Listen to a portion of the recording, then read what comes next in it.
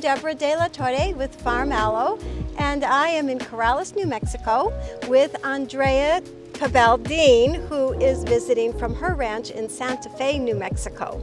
So welcome, Andrea. Thank you so much for coming down and sharing all of your expertise about horses and horse care and talking with us about your breeding program. Andrea breeds Arabians.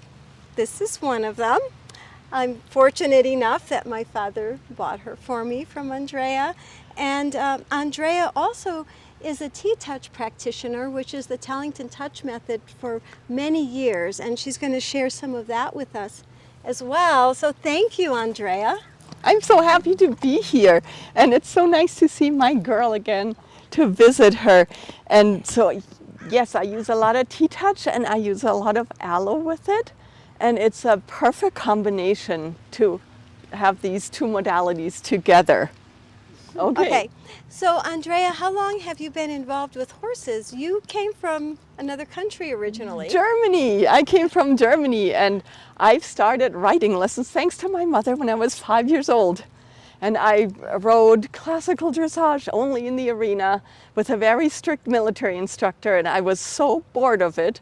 And I was very lucky, this is a long story, but when I was 12, I got my own Icelandic pony and started just riding in the woods and exploring other things than classical dressage. And that's how I found Linda Tellington-Jones, and a different way of being with horses that wasn't geared towards which prize are we winning, but how are we connecting. So it doesn't have to be either or. You can't be connected if you're doing competition, or you're really connected if you only do groundwork. It really depends how you do those things. So, and a lot of things lead to one another. Your competition could really come to a whole other level when you do some groundwork and some T-Touch and some aloe. So it can all work together. Oh, yes. The basis of T-Touch is a tiny little circle and a quarter. That is our original T-Touch.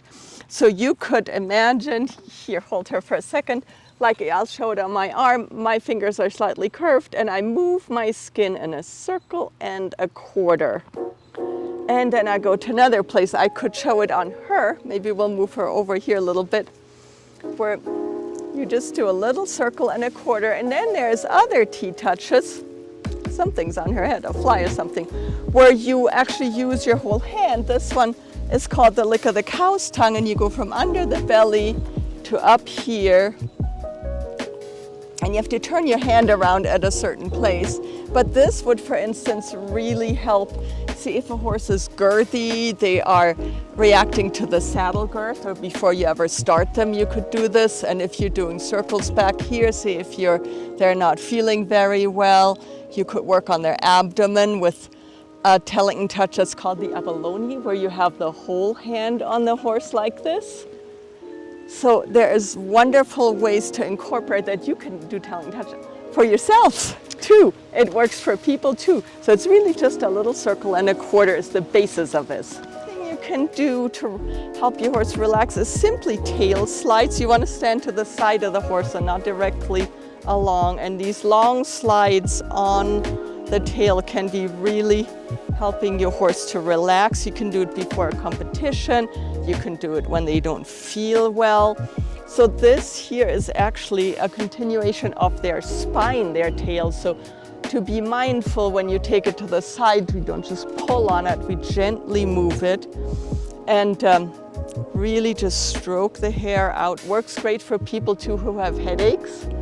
And then you could put a hand here, feel around the dock of the tail. See how she's licking and chewing.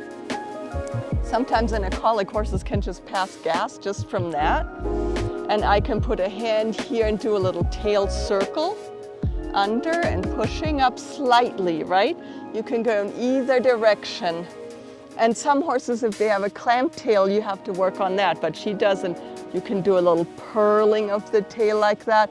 And those are all unhabitual movements that they don't do by themselves. So that comes from the Feldenkrais method, which is the basis of Tellington touch, where you really can give a new input into the nervous system, make new neural pathways. And that kind of work can be really helpful when a horse is spooky or doesn't engage their hindquarters a lot. And if you just want to follow up something that you've done with the aloe and you want to make sure that they're not super tight here in the hindquarters, they're not clamping their tail. There. Because you know it from us too, if we have somewhere where we're tightening up and we don't even know it, we're much less likely to perform well and have a good time. Oh, she's much more relaxed. Yeah, she likes that. I like that. How long have you been doing the Tellington Touch? Oh, since 1983, a long time. A long time. Yeah. It's one of those methods that really is pretty rock solid. A lot of things come and go.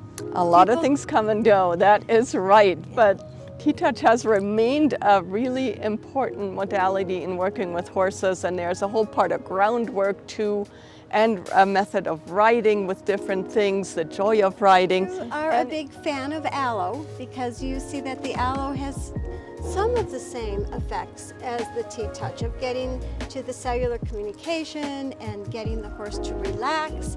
And you've been breeding Arabians. She's one of yours. Yes. And in your breeding program, a lot of your horses go to endurance riders. Yes. Because Arabians are well known for their stamina.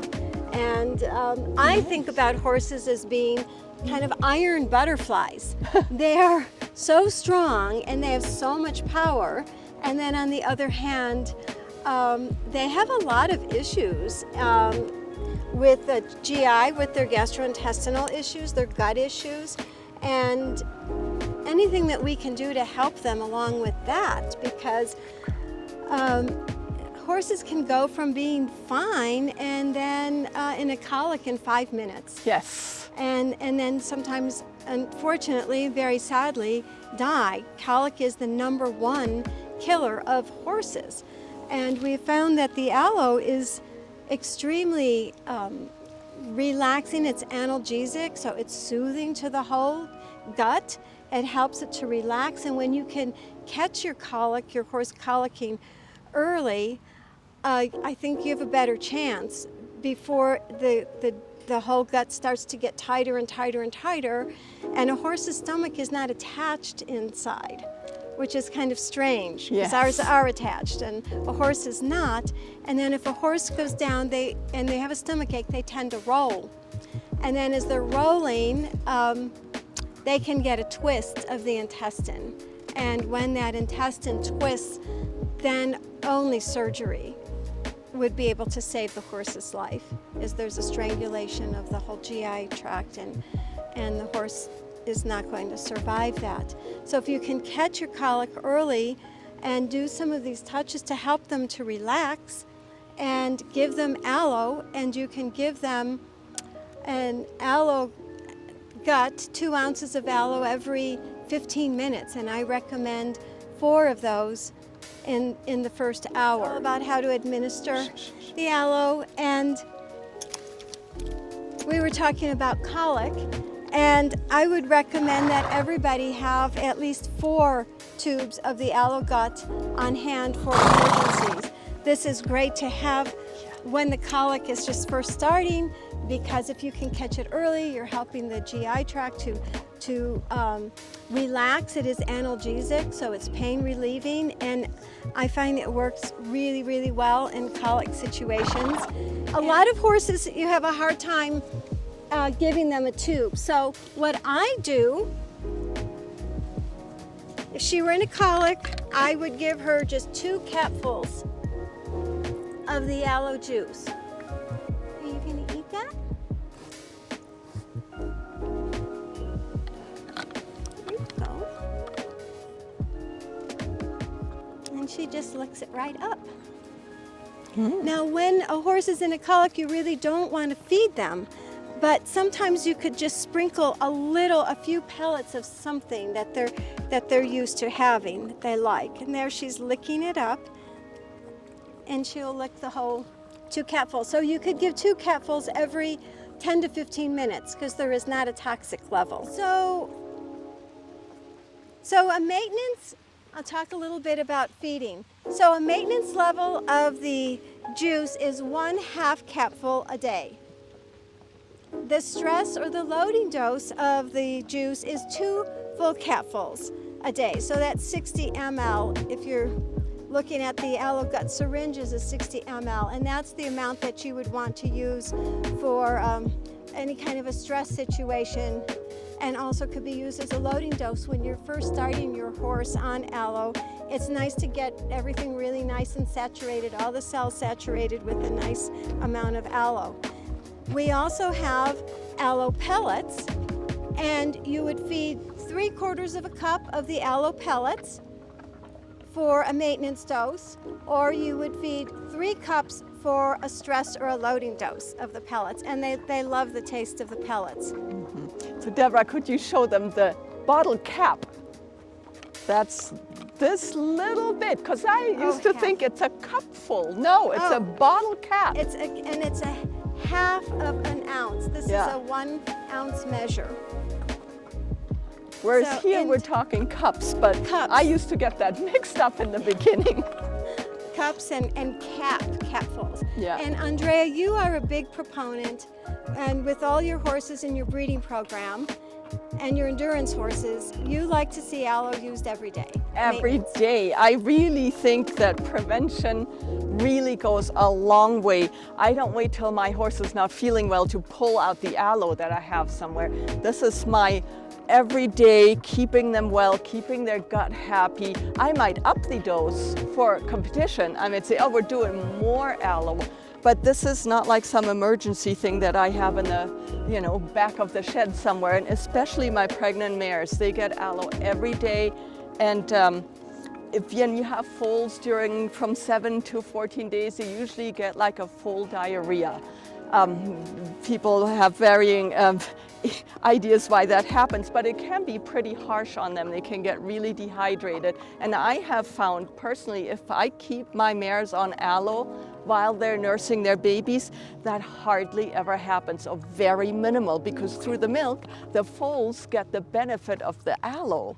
And that is so helpful during these times when they're just adjusting to, being in the world and having milk and maybe nibbling on the hay a little bit. It's really helpful. Also my old horses, because we've talked so much about digestion, but aloe also really helps the immune system to be functioning at its highest level.